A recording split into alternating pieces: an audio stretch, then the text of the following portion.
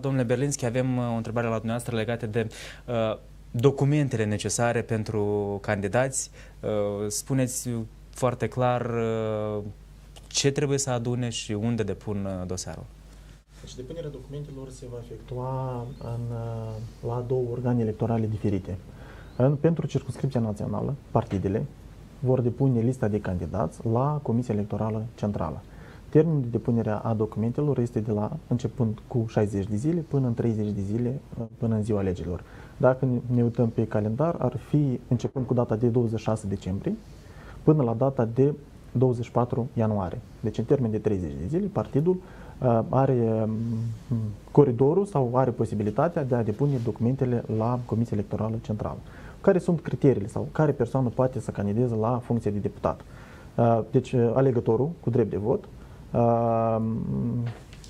are vârsta de minim 18 ani, este cetățean al Republicii Moldova și deja dacă nu are careva antecedente penale nestinse săvârșite cu intenție.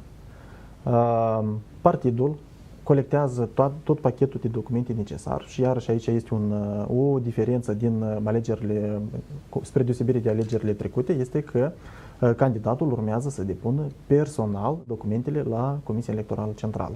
Adică dacă un partid X, Y are pe lista sa minim 30, maxim 55, să admitem că vine cu o listă full de 55 de persoane, deci el urmează să vină cu toți 55 de candidați la Comisia Electorală Centrală și fiecare candidat depune personal dosarul său pentru a fi înregistrat.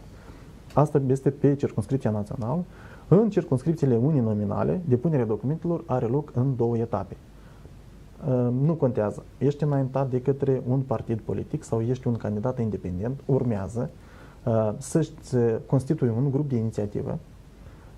În grupul de inițiativă nu este o limită de persoane. Dacă în grupul de inițiativă pentru alegerile președintelui este minim 25, maxim 100 de persoane, în circumscripția uninominală, deci nu este o limită de persoane în grupul de inițiativă, deci urmează să desfășoare ședința grupului de inițiativă. La acea ședință se decide desemnarea persoanei la funcția de deputat. Cu pachetul de documente necesare se depune la Consiliul Electoral de Circumscripție pentru circumscripția care candidați.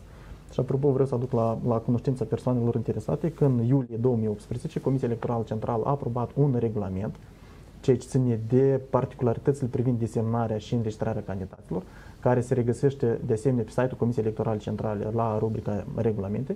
Aici sunt indicate care sunt documentele, modelele de documente, la care organe se depun și în ce termen.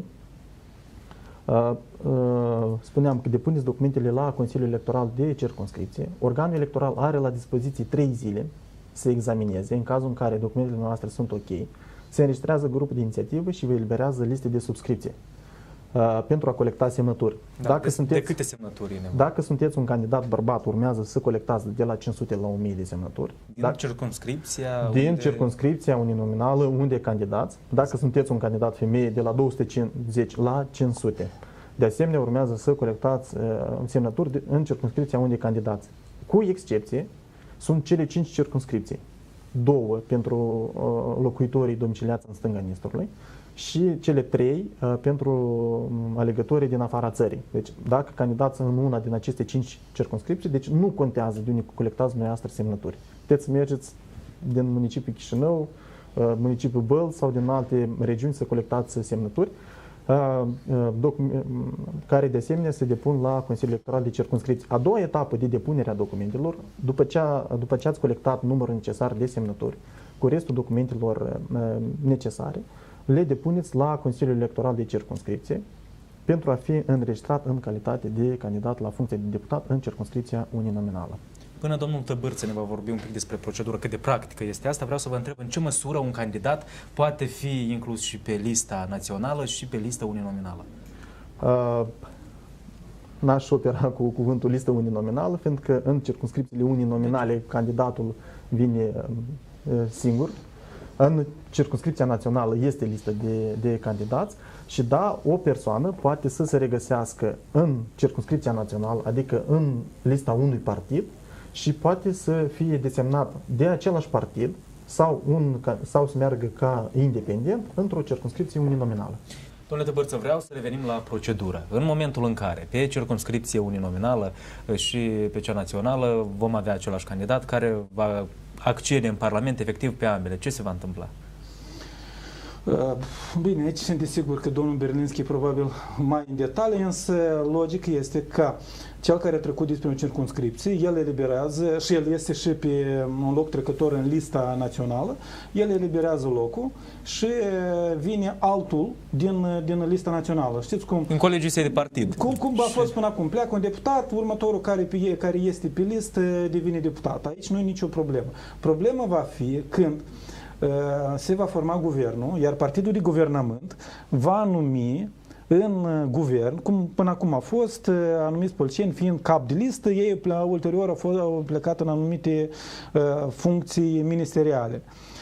Până nicio problemă, ei au plecat pe lista națională, au venit alții din urmă. Însă dacă un deputat devine membru al guvernului, însă el nu a fost ales pe listă națională, dar a fost ales pe circumscripții. În acea circumscripție vor fi trebuite să se organizeze alegeri, nu repetate, alegeri noi. Pentru că deja acolo mandatul a devenit nul, că anumit reprezentant s-a plecat să vă considera că a plecat benevol din funcție. Este și un termen când vor avea loc aceste alegeri? Cred că pe procedură deja. Trebuie să fie o procedură clară care să stabilească cum se desfășoară. Da, într-adevăr, ceea ce ați menționat dumneavoastră, dacă o persoană este ales în ambele circumscripții, rămâne în circumscripția uninominală și dacă în unele cazuri apare vacanța mandatului de deputat în circumscripția uninominală, acolo urmează a fi organizate alegeri de deputat. Perioada de organizare a alegerilor este identică, adică data alegerilor în cazul respectiv va fi stabilită de către Comisia Electorală Centrală pentru circumscripția uninominală unde a apărut vacanța mandatului și ele se vor organiza în aceleași termen, adică data alegerilor nu poate fi stabilită mai devreme de 60 de zile până în ziua alegerilor. Procedura de depunere a documentelor pentru a candida la funcția de deputat în circumscripția uninominală, ea este identică, care este aplicată acum pentru data de 24 februarie.